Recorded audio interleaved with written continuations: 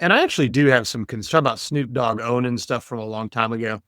I do have some concerns about like 16, 17-year-old kids saying stuff on our show or just in general that he might regret 10 years from now. I guess they all post stupid stuff all the time now anyway, right? Their whole lives are online. So might as well just usher them into the show. Look, the kids, if you're going to post stupid stuff and say stupid stuff online, come do it on the Weekly Docket. That's how we were. Welcome to episode 91 of the Weekly Docket, a podcast by the Silberman Law Firm. Today is October 9th, 2025. I'm Phil Silberman, owner of the firm and your host, and I'm joined by Chris Heald, who's the firm's supervising attorney. Chris, today we have to knock out some listener questions because we had several of them piling up we've got to get to. So we'll get to that just a second. But Chris, before we shot the show, you said, I think it was yesterday, don't talk about anything controversial. So I want to know, what are your fears? I think we're all scared of something. I'm scared of medical things. If I see a doctor, my blood pressure shoots up. But you're terrified of being canceled or something like that. Explain to the listeners what your fear is. No. Look, we're a family show. We're a law firm. We appeal to all. And so I would hate to go into the political section of podcasts. If that's what we want to do, that can be our business. But the Michael Jordan quote that he got a lot of heat for, Republicans buy sneakers too. He didn't want to come and campaign for the Democrat guy back in the day because he said, look, I'm not a politician. I'm here to play basketball and sell sneakers. We're here to provide legal services. And I just don't want anyone to think that we're people who don't want to appeal to everybody. We take all kinds of clients. We like all the people. That's always my concern with having a podcast and potentially touching on dicey issues that people may disagree because unfortunately in today's climate, it's not always easy to disagree and still respect the person who has the opinion. We seem to have kind of lost that ability to do that. And so that's my concern. That's all. That was a great Michael Jordan quote. Republicans buy sneakers too. Though we're lawyers, we do venture into politics sometimes. It's a little bit more closely aligned to our practice, considering all the politicians are making the laws. My question is, did both Republicans and Democrats listen to Snoop Dogg back in the 90s? Because you know where I'm going with this. I really don't, but I think the answer is yes. I think everybody listens to Snoop. Okay, so everybody listened to Snoop in the 90s, and Snoop was doing an interview, I don't know, sometime of recent years, and the interviewer asked Snoop, is like, hey, Snoop, I'm paraphrasing, but hey, Snoop, do you regret any of the older misogynistic lyrics that came out in the 90s? She was expecting some sort of very apologetic answer, and Snoop just said nope. And then he expanded upon that with expletive, but the short answer was nope. So Chris, if you do say something that could potentially get you canceled in 10 years from now, I think you just need to own it like Snoop did. So that's my advice for you. I agree. You're definitely not wrong. And that was on Breakfast Club or something. He got interviewed. And you're right. That's exactly how you should handle it. He said, nope, that was me. I don't apologize for being me. I totally get that, but he's also a little bit above reproach, and not all of us are. But I agree with you. I'm not so worried about that. But remember, the internet is forever. So even if you change an opinion in 10 years, if something's memorialized on the internet, you might have some explaining to do. So when you can avoid being controversial just for the sake of being controversial, maybe we keep that in mind. But hey, as Snoop said, just be unequivocally you. So I'm not going to criticize anybody. Okay, we will touch on some controversy a little bit later in the show, but let's go ahead and talk about what is on our docket today. Listener questions, we're going to be discussing sellers of real estate that misrepresent the square footage of their homes. And then we're going to be talking about contingency fee agreements and whether they're inherently unethical. And then finally, can minors sign an NIL deal, name, image, and likeness deal in the state of Texas? Those are our three questions we're going to tackle today. So let's get it kicked off with, basically, it's all of our legal questions section from our listeners. So and I'm going to read this. Greetings, Mr. Silberman. I think this one came from TikTok. Greetings, Mr. Silverman. I hope all is well with you. I am following all of your videos here. Tell us, I'm like, tell me more, tell me more. So make a video explaining what to do if a buyer discovers after closing that the house has less square footage than the appraisal district indicated. Thank you so much. What do you think, Chris? Nothing. Nothing. That maybe sometimes the answer is nothing. That's dependent to me. That's dependent upon how much square footage are we talking about? How much square footage is material? If it's a 5,000 square foot house, Chris, and it's a 50 square feet, if 50 square feet off, what do you think? Good case, bad case? The fact you gave was if the appraisal district is wrong. I can't sue somebody for the appraisal district being wrong. But I see. Okay. I hear what you're saying, but again, I go to sell my house. I couldn't guess how big this house is. So whatever the appraisal district says my house is, sounds good to me. I have no idea what square footage is. So if that appraisal district, or if I get an inspector and it's wrong, I sure don't know any different. I'm not misrepresenting anything to anyone. You know where my data comes from. My data comes from the appraisal district. Appraisal district says it's this. You saw the house. You walked the house. You inspected the house. You knew the exact house you were buying. Just turns out it was a different measurement. I know we get this a lot. I know you and I have had this discussion about materiality. I don't know that we've really taken any of these cases to trial or even needed to mediate them, but my sense is you saw what you bought. It'd be different if it were acreage, I think, but square footage on a house, you knew what you were buying. You just don't like the number now because you thought it was a bigger number. Doesn't change what you bought. Let's talk the appraisal district thing first. That typically is the safest way for a realtor to market the house in the MLS. They'll always say square footage per appraisal district. And I think that helps, right? As far as materiality goes, I would argue if I were to make the case that a buyer would have recourse, I would argue materiality is going to be big. So if you're a buyer and you really want to make this case, a small percent, okay, like 1 or 2% off or something like that is not going to be so material that it affects value. Now, how much off does it need to be before you actually have a case?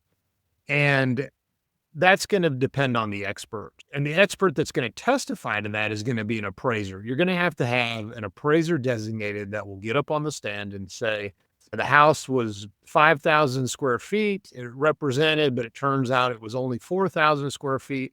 And when my client goes to sell that house again, the 1,000 square feet is material and it affects value by this amount. So you're going to have that testimony. Now, Chris, your point is you can argue with it, right? You saw the house, you hired your own appraisers do typical measurements, not inspectors, but you hired your own appraiser. They came out, they measured it, and that's on you. So you can begin to make these arguments, but if you're a buyer, you're going to make that case.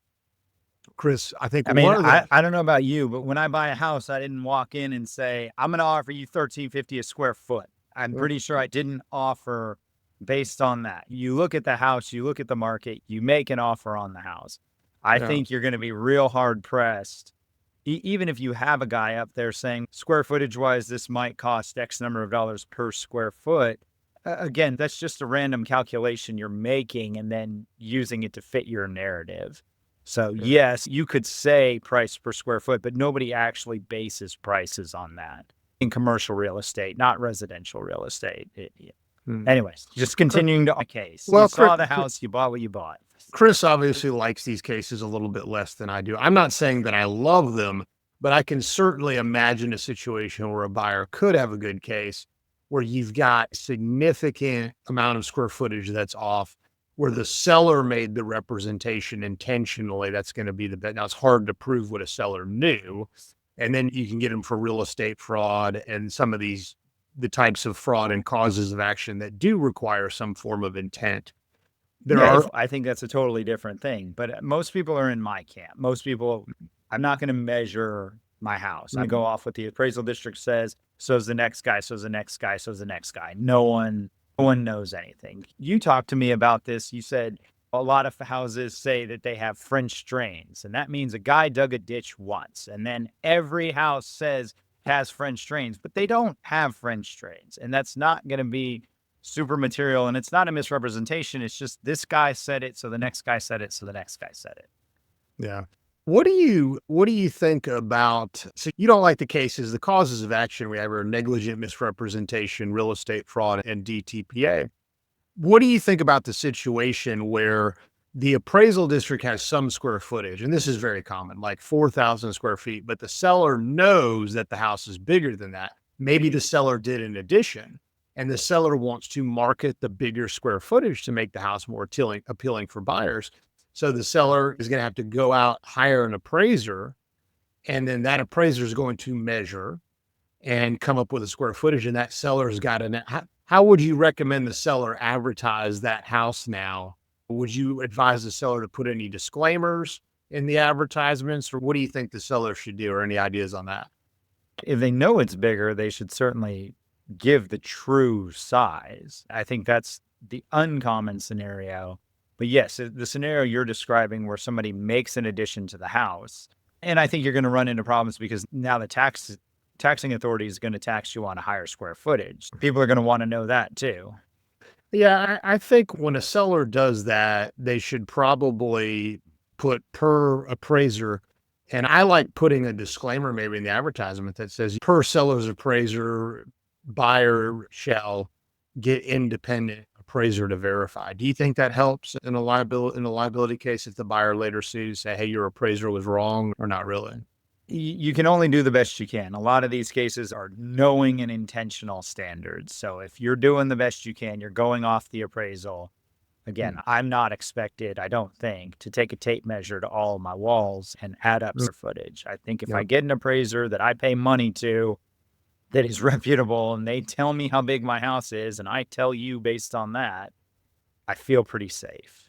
Yeah, sometimes realtors get in this trap too. They're getting ready to list a house and the seller wants to actually measure himself with the realtor. And the joke is, which end of the tape measure should the realtors be on, Chris? And the joke is the stupid end. Do you know which end the stupid end is?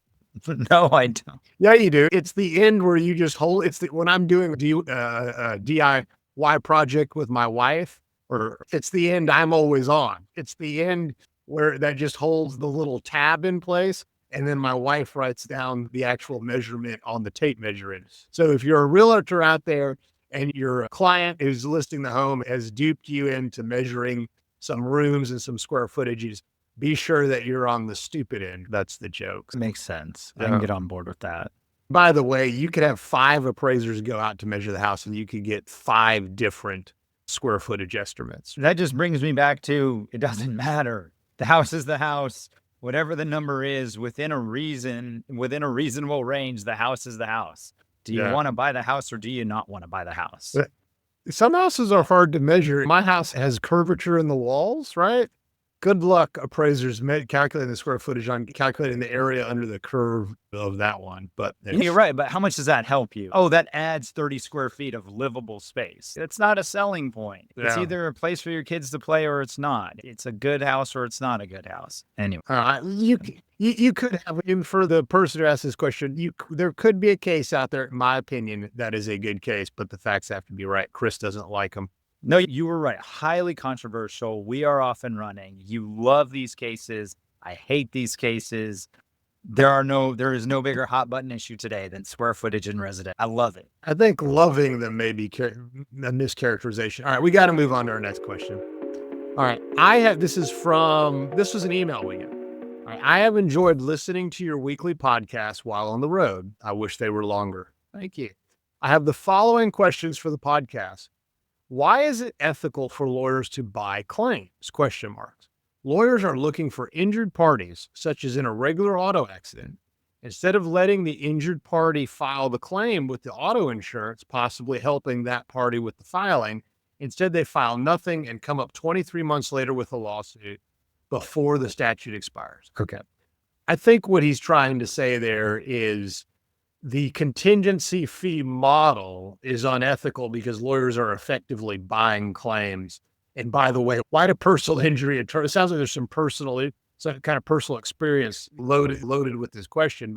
And by the way, why do personal injury attorneys always file the lawsuit a month before the limitations period runs? Let's just stick to the contingency side. Chris, what do you think? First of all, Chris, describe the typical injury contingency fee model for the listener, for those who might not know. Because we do all these car wreck claims. We don't do these, but describe. I'm actually reading that. What I'm hearing might be slightly different. It sounds like they might, and maybe I'm wrong, definitely possible. They might be under the misconception that you're supposed to just file a claim with the other driver's insurance. A lot of people are under that misconception about how insurance in Texas works. You cannot file a claim against somebody else's insurance. Everybody exchanges insurance.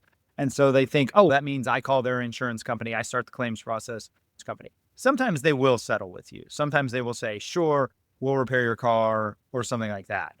When it comes to bodily injury or medical damages, they may offer you a settlement, but you cannot start the claims process with somebody else's insurance. Your only option is to sue the other driver, and then they make a claim with their insurance. So that is why we have to have lawsuits.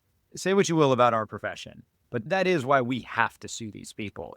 I can't make Allstate or Geico or whoever the other guy's insurance is pay me unless they do it voluntarily. I can't sue them. I can't start a claim with them. Yeah. Anyway. No, I think you're right. That's a common misconception. If you have an insurance policy, that is a contract. And an insurance contract, there's one beneficiary of that policy that has privity with the insurance company. That beneficiary, the person with privity, the insured, that's the person that needs to start the claim. It's not anybody who may have been injured by the insured. That's what Chris is saying. But that's a very good point. He is taking issue though with the contingency fee model, which is basically, hey, I'm a lawyer. You get in a car accident, hire me. Whatever money I get you, you're going to pay me a third or 40% or whatever. And as the attorney, I'm going to put all of the money, my time, and I'm going to advance costs associated with the case, like expert witness fees and deposition costs and things like that. And then if we get a settlement, the fees are going to come out of you. You're going to get 60%. The fees are going to come out first. And then I'm going to get 30 or 40%, whatever it is. That's the contingency fee model in a nutshell. The listener is looking at that as a method of attorneys buying a claim. Do you see it that way or no, Chris? Yeah, I don't know about that verbiage. I just don't know that you would want to call it that. But there are reasons for doing it. I could make a case either way. You could say, why don't you just let me pay your hourly rate? But most of these PI attorneys don't have an hourly rate. They only have this system. You and I talked about this in the early stages of the law firm. We would refer out these PI cases, and then we said, do we want to just transition the law firm and be PI attorneys? And you said, we can't do both. You can't have some attorneys billing hourly and some attorneys billing on contingency. We do take the rare contingency case, but by and large, if you're a contingency firm, you run your firm differently. Exactly what you just said, advancing all the costs. You just sign a contract with the client and you just go to town. You don't worry about billing hours. You don't worry about moving money out of your trust fund to your operating account. Your firm is built on a contingency model. Someone signs up with you, you just go to work. And the public benefit is most people, as soon as they're in an accident, aren't looking to go drop a $30,000 retainer with a law firm to go file their claim or to file their lawsuit. Most of these people, they're injured, they have a claim, they want to go after the person. So the PI model is, okay, for 33, 35, or 40%, we take your case. You don't have to advance any funds. In fact, we can advance you funds and we'll go work your claim for you. We'll go work the case for you. So I understand it. It may seem like a lot of money and the people who do it are very successful. I don't know that I would properly consider it buying a claim. You're doing what's mutually beneficial to both you and your client. You're giving yourself some skin in the game so that the higher the settlement, the more the attorney makes, the more the client makes. I'm not going to say he's completely wrong. To me, it's very similar to a venture capitalist taking a huge stake in a startup, right? the venture capitalist and the attorney, they're both putting capital in exchange for a percentage of future income. And you've made the counter argument correctly here, which is if you didn't have this contingency fee model allowed in the state of Texas, poor people could not get representation to get money, right? They couldn't get the appropriate damages for their injuries because they can't afford to pay a retainer up front. So the contingency fee model is really a way to get access to justice for all. That's the counter argument. And then to your Even point, your average person, like, and not just the people on the low socioeconomic scale, but your average person, if the first thing that happened when you got hit by an 18-wheeler was you had to go put down a $50,000 retainer with Jim Adler because he's going to have to go after the 18-wheeler, people don't have that kind of money, especially your car is now totaled, you're in the hospital. It really, I don't know how else you would do it. This isn't a situation. A lot of people come to us with legal problems, but it's not, they weren't blindsided by a Mack truck. These people are driving down the road doing nothing. And now all of a sudden it's either pay the attorney or just go suffer, go fix your car on your own and go suffer and pay your own medical bills. That would be a bad system. Yeah. Let me ask you this. Do you think people are generally happy after they get an award, assuming it's a fair award and they see the attorney take the third or the 40%? Do you think people are generally happy at that point, or do you think they're okay with it? I really don't know. I'm sure I could ask my friend and get a good answer for you. I have an example for you that happened to you, and I would guess that most of the time, like when your taxes get taken out of your paycheck, it's always a little bit disappointing to see that this was the number and now this is the number. So I think as humans, we might inherently just be predisposed to saying, oh, it could have been bigger, darn, and being a little disappointed. I may jog your memory, but this actually happened. I know you're going to talk about the employment case. Yes, you had an employment case, and it was a small case, and we got the guy 10 or 20 grand. I can't remember what it was. And I think we took 30 or 40%. He was not really happy about it. I can't remember what he said to you, or should he have been happy? I don't know, but you would agree he wasn't happy. Yeah, I think it's a little different because again, our model is slightly different. And this was the very beginning and we still had offices and we would bring clients into the office. And you sat there and you told him, you said, look, I will take a retainer right now. You can pay me a retainer.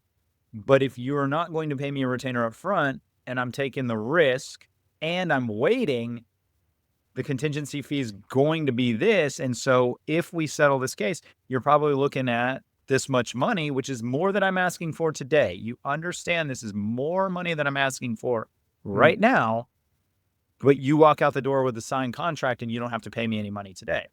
And that's what he said. Also, you do get punished for doing your job efficiently. I could have shuffled papers for 3 more months and made it look like it was a lot harder, but really the reality was the legal issues were pretty clear. The facts were pretty clear. I had to go back and forth with the employer a couple times, and we got to a number that made a lot of sense. This is the number this should be.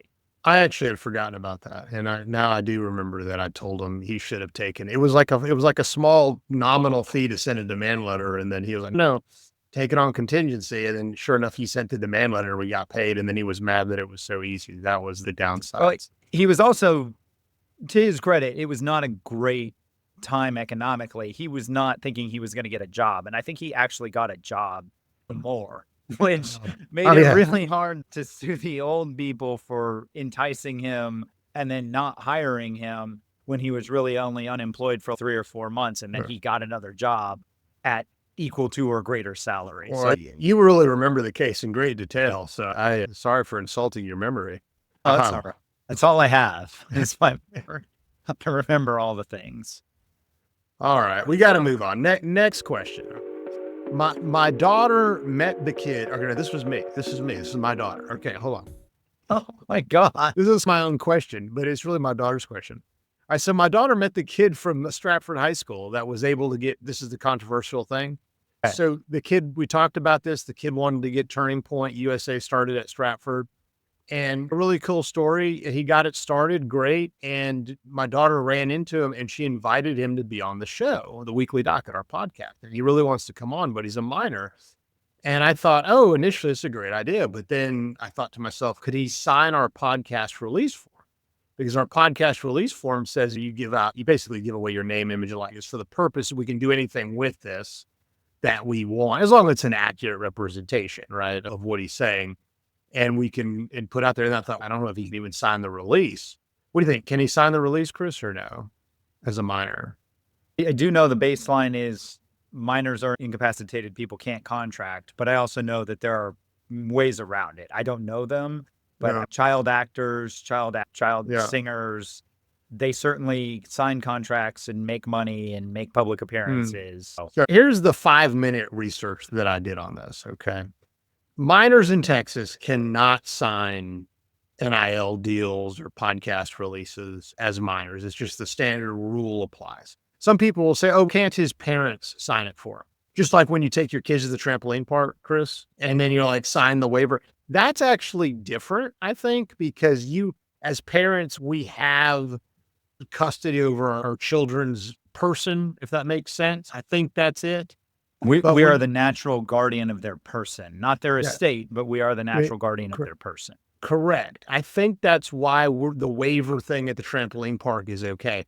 This is something different. Okay. This is an NIL deal. It's contractual. It's a revenue producer, and the default rule applies. There is one exception, Chris. I don't know if you can guess the exception for minors. Greg Abbott just signed it into law. I'm going to give you University of Texas football. Yes. If I had to guess, that would be it. It's not just UT football, but it's basically if you're 17 years old, you can sign with a post-secondary institution for your NIL deal. Okay. If it's related to the NCAA.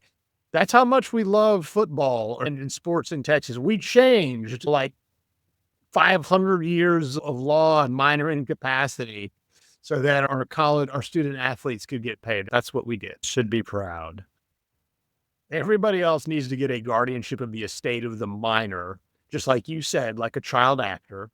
And the court's going to have supervision. If you want to spend money, I think you're going to have to go get that stuff approved by the court, and the court's going to have to, you have to do annual accountings and all that kind of stuff. I think it's really cool. The kid wanted to come on and he got the Turning Point USA chapter started, but I don't want to have to deal with the whole NIL podcast release thing. And I actually do have some concern about Snoop Dogg owning stuff from a long time ago.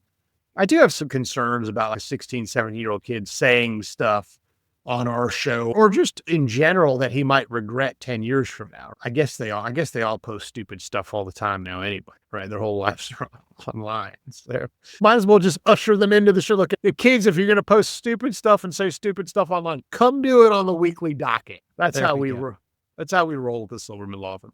All right, that brings our show to a close. I've been your host, Phil Silverman. Chris has been my co-host. Like us, follow us, review us wherever you get your podcast.